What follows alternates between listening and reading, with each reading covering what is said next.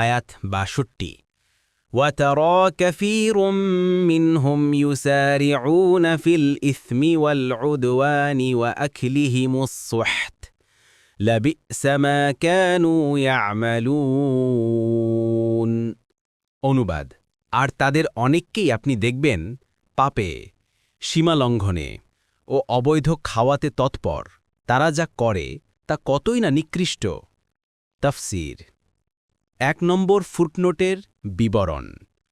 আয়াতে অধিকাংশ ইয়াহুদীদের চারিত্রিক বিপর্যয় ও ক্রমাগত ধ্বংসে কথা উল্লেখ করা হয়েছে, যাতে শ্রোতারা উপদেশ গ্রহণ করে এবং এসব কার্যকলাপ ও তার কারণ থেকে আত্মরক্ষা করে।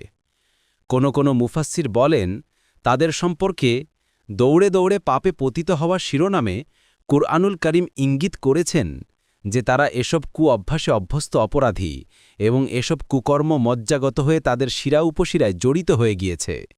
এখন তারা ইচ্ছা না করলেও সেদিকেই চলে। এতে বোঝা যায় যে মানুষ সৎ কিংবা অসৎ যে কোনো কাজই উপরিপরি করতে থাকলে আস্তে আস্তে তা মজ্জাগত অভ্যাসে পরিণত হয়ে যায়। এরপর তা করতে তার কোনরূপ কষ্ট ও দ্বিধা হয় না। ইয়াহুদিরা অভ্যাসে এই সীমায় পৌঁছে গিয়েছিল, অথচ তারা মনে করে যে তারা উঁচু মর্যাদা সম্পন্ন। তারা যা আমল করে তা কতই না মন্দ।